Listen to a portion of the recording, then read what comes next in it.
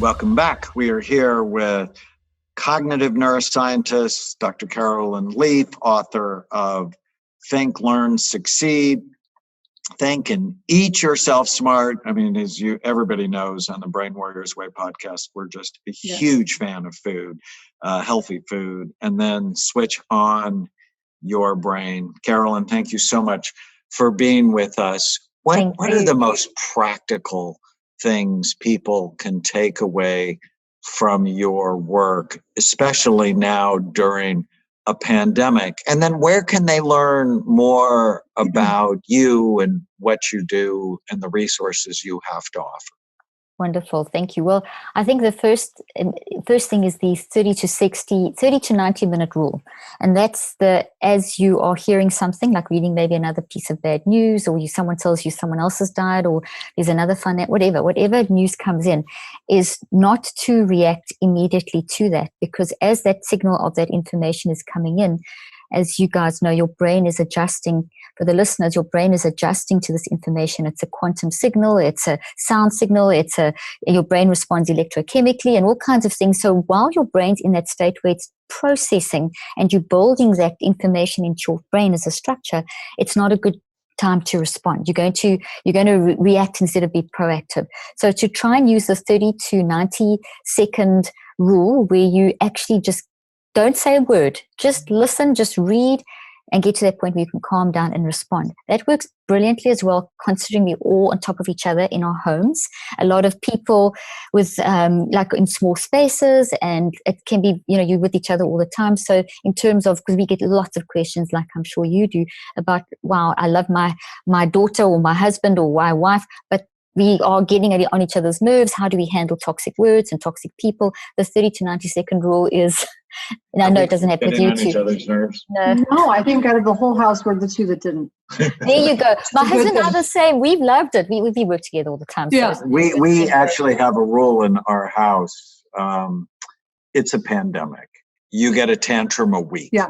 Now, I love that. More than a tantrum a week, and we have to talk about it. We have to talk about it. But okay, I love that. I threw a tantrum last week, and he just looked at me and went, "Okay, honey, I love you." And he walked away. And I came back 10 minutes later, and I'm like, "I'm sorry. I love you. I'm sorry. That was my tantrum. I'm done."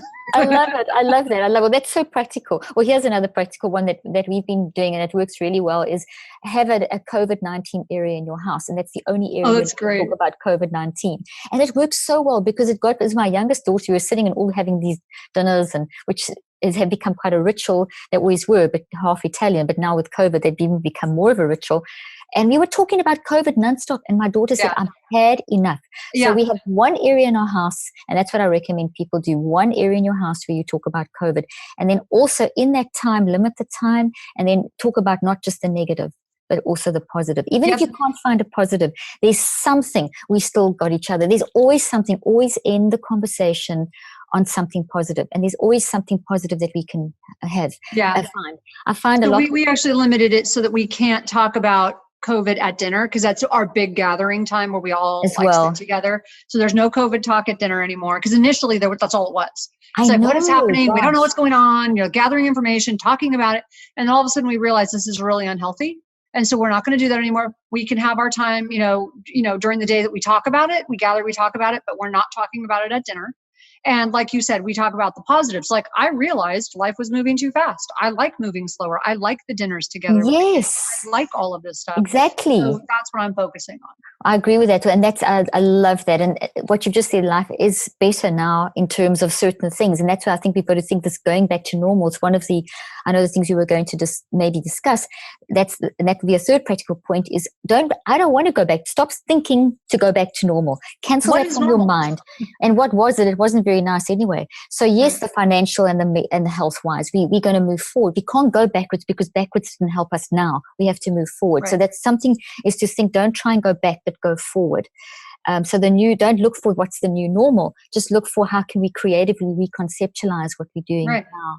And then a fourth thing is I would recommend that people understand in terms of trauma that because you are going to have trauma, accept it. embrace it, celebrate it. Because as soon as you embrace and celebrate, you're not celebrating the pain of what you've gone through, you're celebrating the fact that you're aware.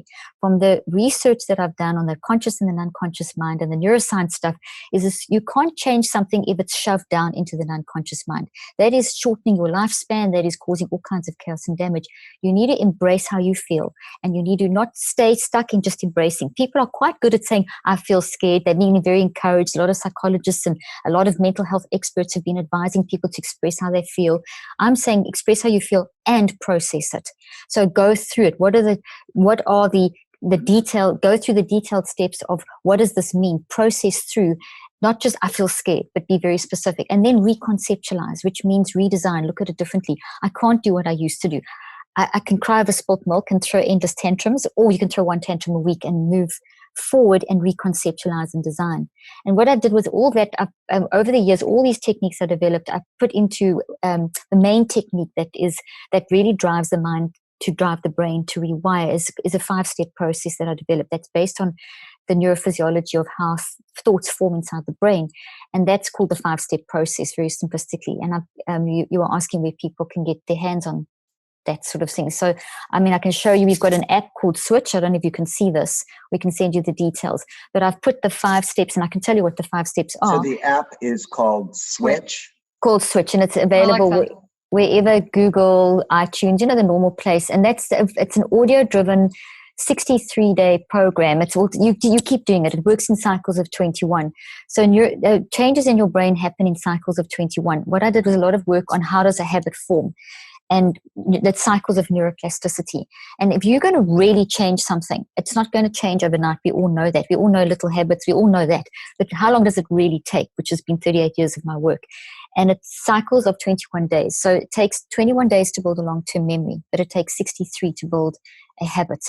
So therefore, I've taken that concept and put that into, if you're learning for school, you're going to have to work in those cycles to really build knowledge that is going to stay in you, that you can actually use. I used to train medical students for years. For 25 years, I'd go in and teach medical students how to learn all the information, just as a side note, with you being in the medical field. Then also, if you're detoxing a trauma, it's going to not take 4 days, where people give up mostly after 4 days. It's going to take at least 63 days to heal a trauma. It's going to take, so these things that we're going through now, as we transition, we're in the initial stage. We've been in it now for almost 6 weeks. We've kind of built a long-term memory. We've almost habituated. We've almost automatized this way of functioning. So we've actually already entered, which is good news, entered into a new way of thinking. So now we have to just unpack what that looks like in each of our lives. And as long as and that takes that 63 days. So in terms of cycles of, so in terms of what I teach in here, and also in Switch on Your Brain, is the version there's the descriptive version of what's in the book. This book, I teach how to learn. I mean, there's tons of, these 5 steps are in different versions in the book. The app is easiest because it's audio driven.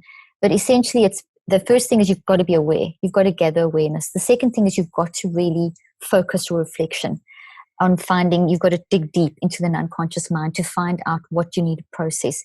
We've got to write things down. Your brain writes genetically. When you write things down, it does all kinds of things, as you know, to bring things out of your brain. You've got to recheck. You've got to work on reconceptualizing, which is redesigning, seeing it differently. And then you've got to practice doing that. And these 5 steps can be done in as short as the research I've done shows, in short as 7 to 16 minutes a day over cycles of 21 days. And that's how you can really practically learn to deal with the trauma that we're going through in this current time, and any traumas from any stage. That's what I did with my patients for years. So I used to go into the township areas, into Rwanda. I would teach these 5 steps, how to learn, same 5 steps, slightly differently, how to build your brain, and in the same 5 steps, how to detox your brain. So you've got to, using our mind to fix our mind, to fix our brain. So let's use a practical example, me. So the pandemic, has been sort of a wild ride for me. From, I have 8 clinics around the country. Yeah. One in New York that we actually had to close for 2 weeks because one of our employees ended up on a ventilator with COVID-19. And then my parents got sick and ended up in the hospital together. And then they came out. But my dad really never got completely well because he had other medical things. And last week he died. Oh, no. I'm so sorry. My condolences. And I've been teaching people about grief and how to manage it and how to manage my thoughts. I love what you've been calling it. He's doing a series called Good Grief. And it's been really that's good. And it's not funny, but it's odd when, I post, because I've been posting almost every day. If my siblings hear me say something not complimentary about my dad, because he was brutal in bites. He was a very powerful man. He's a very powerful person. That they get upset. And I'm like, no, good grief is telling the truth. And the truth is, good. His last years, he was one of my best friends. I mean, it was Tana and my dad. And but I would love your thoughts, having done a lot of your early work in South Africa. Obviously, grief is a part of what you've done to help people. What are some of the strategies you use to help people process grief? And I imagine it's very similar to that 5-step process you just outlined. Definitely. So if you take the 5 steps, excuse me, the first thing is, I'm sorry. I really am sorry for what, because the last time we spoke, you were telling me about your mom and dad and how they beat it. Yeah, no, it's still an incredible story. So there's the first part is gathering awareness, the fact that you actually are not pushing it down. You're going through, you're getting it out. The stages of grief that people talk about, they aren't actually linear. They don't happen in that nice little neat package. It isn't actually how the lady who developed it, her name's gone out for a second. It's actually a much more fluid process. So that's the first thing is we've got to get it out in our time that we're ready. So not all of us are going to be able to talk about it straight away. So some people, like maybe your siblings, some of them are not dealing with it as like you are. I mean, you're talking, some of them might push it down a little bit for a while, but at some point we do have to get it out. So that's the gathering awareness of where am I at? Do I want to talk about this now or in a month's time or in 2 weeks' time? Or do I want to talk to who? Do I want to tell everyone? So part of what you're doing is you are gathering your awareness by translating it into what you naturally do, which is teach people. You transfer your knowledge, and that's how you process, which is brilliant. So your reflection, the second step, is you've taken this grief and this death and you've turned it into lessons. So you're processing by teaching people. So it's almost like the steps you're going through. So the second step, that you reflected on your pain and you've turned that into step 3, which is like a set series of lessons. And as you are teaching them, you're kind of in that 4th step recheck, because as you're teaching them, I bet you as you talk, you learn more and more and more, and you're getting healing coming. And then the actual teaching that you're doing would be the 5th step. That's your active reach. You're doing something. So before you started your teaching process of these series of grief, you would have gone through those 5 steps, because you go through them every time. You literally go through them. These numbers are insane. On an unconscious level, you go through those 5 steps at 400 billion actions per second. Just before you're consciously aware, you're going through them. Just 10 seconds before you're aware of doing something, at 40, you literally are at this. It slows down a little bit. By the time you're conscious, you're actually going through those 5 steps 40 times a second. But you're only aware of it every 10 seconds. And so that means that when we go into this 5-step process, we start training ourselves to become very aware of the every 10-second moment, which is living a very self-regulated life. So translated, the most simple basic thing is being self-aware. That's all those numbers simply translate into being self-aware.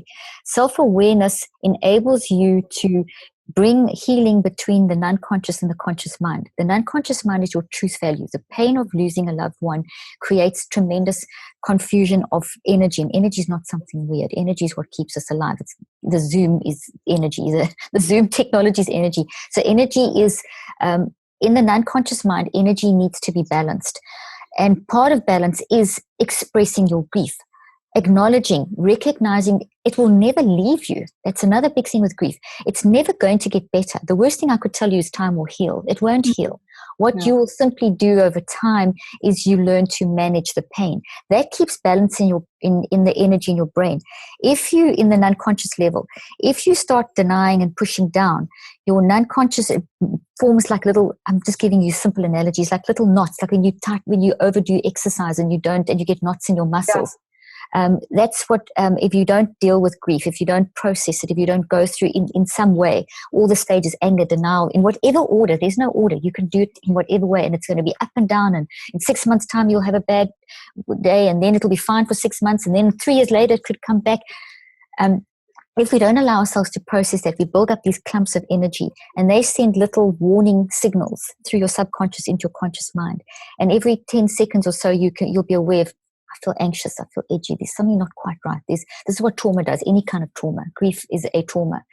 And if we become self-aware and train ourselves to become self-aware, we can listen to those messages of the subconscious mind, which is then telling us the root of the issue that we need to just unwind. And part of grief is not, I have to get over it. I have to just go beyond. It is accepting it's always going to be with you. So great techniques for grief are remembering the good times. When you're feeling really sad, cry when you need to cry. Feel the sadness. You're human. It's beautiful to feel the sadness of grief. It shows you what relationship you had. We're scared of grief, but we must embrace grief because it shows the beauty of the relationship that you had with that person. So when you feel that sadness, you can also, just to balance and help yourself, think of a really fun time or a really good example of just a great memory, especially like around Christmas and birthdays when it's really hard, is just express the emotion and then grab onto some happy memory, which can kind of just bring that balance back again. Which is really nice. Then the other thing is to allow space. Like sometimes, like my dad died in actually 9/11, literally a month after. They were in New York when 9/11 happened. Went back to South Africa, and he died a month later, which was a total shock to everyone. But my mom remarried, and I know when she remarried a few years later, she said to me the one day, I really battled with, I still love Dad, I still love your dad. I said, Mom, it's okay, you've got space for both. And that's what we need to understand with grief.